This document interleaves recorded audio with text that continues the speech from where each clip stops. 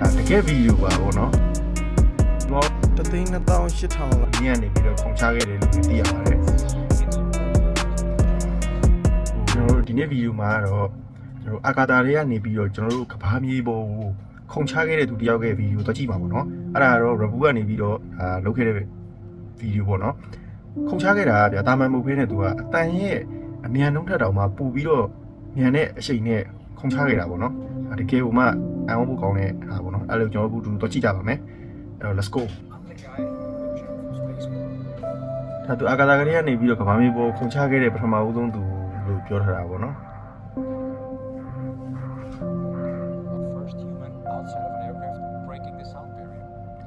ပြောဆိုလို့ရှိရင် aircraft ဆိုတာကြတော့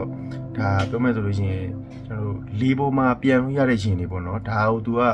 လေပေါ်မှာပြန်လို့ရတဲ့ယာဉ်တွေမပါဘဲနဲ့အတန်ရဲ့အမြန်နှုန်းထက်ကိုပိုပြီးတော့မြန်တဲ့အချိန်နဲ့ပြောမယ်ဆိုလို့ရှိရင်ခုန်ချတယ်ဆိုတဲ့အကြောင်းဒါပြောပြထားတာပါငါမြင်နေရတာကိုတဲ့မင်းမြင်နိုင်လို့ရှိရင်ကောင်းမယ်ပေါ့နော်ဆိုမှဆိုသူကြည့်ရသူမြင်နေရတဲ့ view ကအရန်လှတယ်ပေါ့ဗျာဒါကြတော့သူတို့ဘာကိုကိုချင်တာလဲဆိုလို့ရှိရင်တော့ဒီသူ့ရဲ့ခန္ဓာကိုယ်ကပေါ့နော်ခန္ဓာကိုယ်ကလုံးဝအလေးချိန်ကနှစ်ဆဖြစ်နေတယ်ဘာလို့လဲဆိုလို့ရှိရင်သူဝတ်ထားတဲ့ဒီအာဂါသစုတွေဒီထဲထဲမှာပါထားတဲ့ကဘာပေါ်ကြက်ကနေကြလို့ရှိရင်ဖွင့်ရမယ်လေထီးဒါတွေပါတဲ့အတွက်ခန္ဓာကိုယ်လေးချိန်ကနှစ်ဆဖြစ်နေရဒါကြောင့်မလို့ overrated ဖြစ်အောင်မလုပ်နဲ့ဆိုတာပြောမယ်ဆိုလို့ရှိရင်ခုန်ချတဲ့အချိန်မှာခန္ဓာကိုယ် balance ဖြစ်အောင်လို့ပြောတာဗျာဘာလို့လဲဆိုလို့ရှိရင်ခန္ဓာကိုယ်ကလုံးဝလဲထွက်သွားမယ်ဆိုလို့ရှိရင်အရှိန်ကမပြတ်ဘဲနဲ့တောက်ချောက်ကြီးလဲနေမှာအဲ့ဒါဆိုလို့ရှိရင်ကျွန်တော်အသက်အန္တရာယ်တွေပါဒါစိုးရင်ရတဲ့အနေအထားတွေရောက်လာမှာပေါ့နော်လဲထွက်သွားမယ်ဆိုလို့ရှိရင်လူကလုံးဝဒါကိုကောင်းကောင်းမှုဟန်တယ်မလုံနိုင်တော့ဘူးပေါ့ဗျာ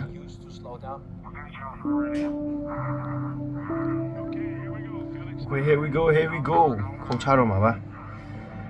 ဒါတကယ်ဗီဒီယိုပါပေါ့နော်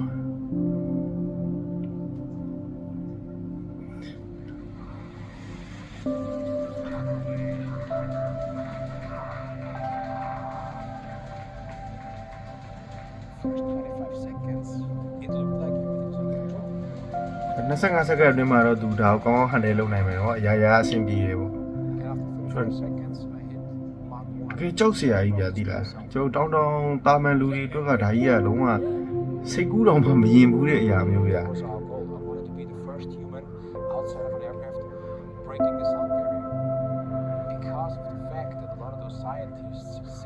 prior to the jump you're going to spin like crazy and the other half say we don't think anything is going to happen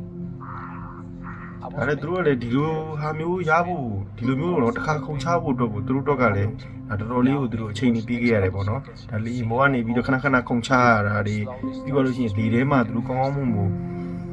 ဟိုခန္ဓာကိုယ်ဘယ်လဲညီညီနဲ့သူလှုပ်ရှားလို့ရအောင်လို့လေ့ကျင့်ရတာတွေဒါအများကြီးပဲပေါ့နော်ဒါအောက်ကနေစောင့်ကြည့်ပေးရတဲ့သူတွေဒါအစုံပဲပေါ့နော်အများကြီးအဖက်ဖက်ကနေပြီးတော့သူတို့ဒါအားဆိုင်ပြီးတော့လှုပ်ထားရတာပေါ့နော်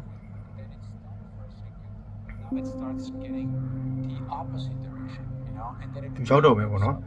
မြန်နေပေါ့နော်ဘာလို့လဲဆိုတော့သူဆင်းလိုက်တဲ့အချိန်ကကျတော့အတန်ရဲ့အချိန်ထက်တော့မှပိုပြီးတော့မြန်နေဆိုတော့သူဒီအာကာသကသူရောက်နေတဲ့နေရာ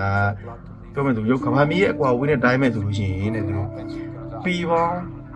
3,400 8,000လောက်မြင့်နေတယ်လို့ဒါသူပြောထားတယ်ပေါ့နော်ဒါဒီအမြင့်ကနေပြီးတော့ကဘာပေါ်ကျဖို့တော့ကိုသူတို့4မိနစ်ကျော်ပဲကြာတယ်လို့သိရပါတယ်တော်တော်မြန်တဲ့အချိန်နဲ့မလို့တာကျွန်တော်4မိနစ်ကျော်အတွင်းမှာကဘာပေါ်ရောက်နိုင်တာပေါ့နော်ဒီအချိန်ကတနာရီကိုမိုင်600နှုန်းနဲ့ဆင်းနေတဲ့အချိန်ဖြစ်ပါတယ်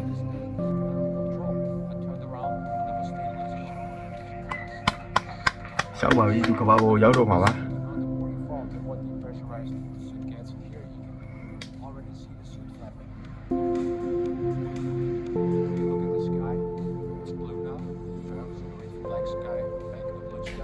ဒါအမြင့်ပေ328,100ကနေပြီးတော့တနာရီကိုမိုင်ပေါင်း600နဲ့ဆင်းနေတဲ့အချိန်ပါ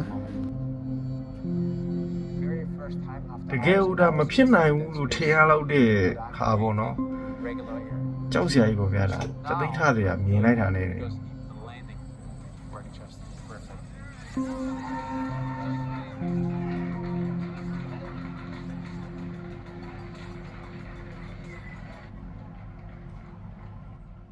ဒါဒီလိုမျိုးပေါ့နော်ဒါ review ကဒီလိုမျိုး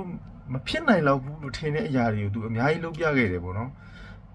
ပြောမှသူဒါကြီးကတော့ချက်သိမ်းထားကြရပြီဗျာစိတ်ကူးတော့မှမမြင်ဘူးဒီဗီဒီယိုရိုက်ဖို့အတွက်သူတို့အမေရိကန်ဒေါ်လာသန်း90လောက်ဒါတုံးထားရတယ်လို့လည်းသိရတယ်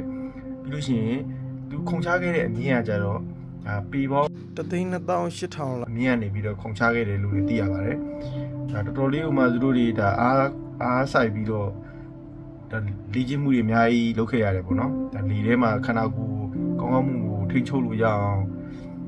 ပြီးသွားလို့ရှိရင်လည်းသူဒီလေထီးဖွင့်တာတွေကအစားပြီးလို့ရှိရင်ဒီအာကာသအင်ကြီးဝတ်ထားမယ်ဆိုလို့ရှိရင်ခန္ဓာကိုယ်တွေကပုံမှန်လူတွေလှုပ်ရှားသလိုမျိုးလှုပ်ရှားလို့မရဘူးပေါ့နော်ဒါတွေကိုလည်းသူတို့တော်တော်လေးကိုလေ့ကျင့်ခဲ့ရတယ်ပြီးလို့ရှိရင်လေရင်ပေါ်ကနေလည်းသူတို့အောက်ကိုခုံချခဲ့ရတယ်ဒီလိုမျိုးလေ့ကျင့်ခန်းတွေလုပ်ခဲ့ရတယ်ပေါ့နော်ဒါကြောက်ဖို့ကောင်းတယ်ပေါ့ဗျာတောင်းစုံသားရဲတဲ့သူအနေနဲ့ကတော့ဒါမရဘူးပေါ့နော်အဲ့တော့ကျွန်တော်အဆုံးသတ်အနေနဲ့ပြောချင်တာကတော့ခင်ဗျားတို့ဆိုလို့ရှိရင်ရောဒီလိုမျိုးစွန်သားကန်းနေတာတကယ်လောက်ရမယ်ဆိုလို့ရှိရင်လောက်ကြည့်ချင်လားပေါ့နော်အာကာသတွေကနေကဘာပေါ်ဝုန်းသူပြီးဒီလိုခုံချရမှာလောက်ကြည့်ချင်လားဆိုတာလေးကိုလည်း comment ထဲမှာရေးခဲ့ပါပြီးလို့ရှိရင်ဒီလိုမျိုးစိတ်ဝင်စားဖို့ကောင်းတဲ့ reaction video တွေကိုဆက်ပြီးတော့ကြည့်ရင်လည်းဆိုလို့ရှိရင်ကျွန်တော်ရဲ့ channel ကိုလည်း subscribe လုပ်ခဲ့ပါကဲဒီ video ကြိုက်တယ်ဆိုရင်လည်း like လေးပေးခဲ့လို့ရပါတယ်အဲ့တော့ဒါပါပဲအားလုံးနောက် video မှာပဲပြန်တွေ့ပါမယ်လို့ပြောရင်းနဲ့ပဲနှုတ်ဆက်ခဲ့ပါတယ်